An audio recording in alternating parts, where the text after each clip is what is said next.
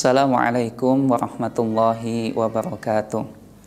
Alhamdulillah alladzi bi ni'matihi tatimmus shalihat wa bi fadlihi tatanazzalul khairat wal barakat wa bi taufiqihi tatahaqqaqul maqasid wal ghayat. Asyhadu an la ilaha illallah wahdahu la syarikalah wa asyhadu anna Muhammadan abduhu wa rasuluh alladzi la nabiyya wa la rasula ba'dah. Amma ba'du. Hadirin yang dirahmati oleh Allah Subhanahu wa Ta'ala, puji dan syukur kita panjatkan kepada Allah Subhanahu wa Ta'ala karena begitu banyak kenikmatan yang diberikan oleh Allah Subhanahu wa Ta'ala kepada kita. Dan dengan kenikmatan yang diberikan oleh Allah Subhanahu wa Ta'ala tersebut harus menjadikan kita lebih meningkatkan keimanan dan ketakwaan kita kepada Allah Subhanahu wa Ta'ala. Salawat dan salam semoga senantiasa tetap terlimpah curahkan kepada junjungan kita Nabi Muhammad sallallahu alaihi wasallam. Beliaulah yang telah membimbing kita, menunjukkan kita dari jalan kegelapan menuju satu titik terang, yakni cahaya Islam. Ma'asyiral muslimin rahimakumullah. Anak merupakan titipan dari Allah Subhanahu wa Ta'ala yang harus kita jaga dan kita didik dengan baik. Tentu setiap orang tua menginginkan anak-anaknya menjadi anak yang soleh, yang kelak ia akan bermanfaat bagi bangsa dan agama. Untuk mewujudkan cita-cita yang mulia tersebut, maka keluarga adalah gerbang utama untuk mendidik mereka menjadi anak-anak yang soleh. Dari lingkup keluarga mereka bisa mendapatkan pelajaran-pelajaran yang penting. Di antaranya kita perlu untuk melatih mereka berpuasa sejak dini.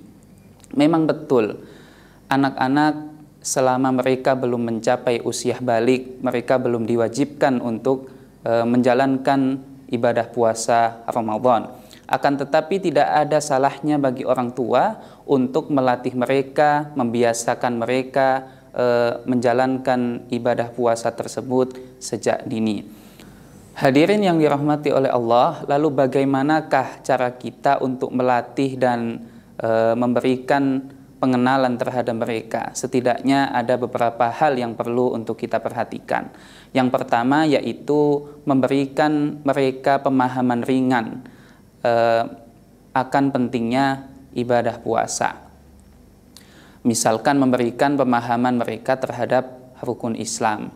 Nah, anak-anak di usia 7 tahun atau mungkin bahkan di bawahnya itu sangat mudah untuk diajak berdialog. Dan dengan kesempatan itulah kita bisa mengenalkan mereka tentang pentingnya berpuasa.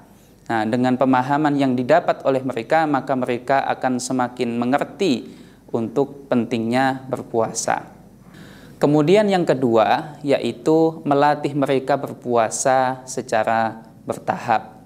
Nah, kita mengetahui bahwa kemampuan orang dewasa dengan anak-anak itu sangat berbeda.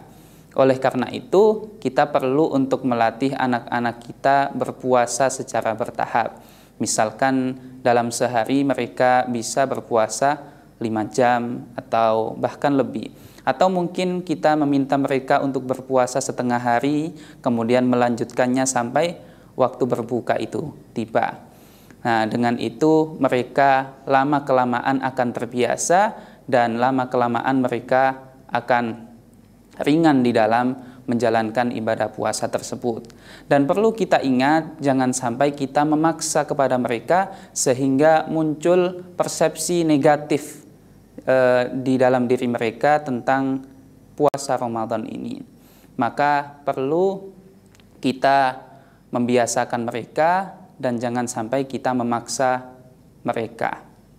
Kemudian yang ketiga yaitu memberikan motivasi terhadap mereka.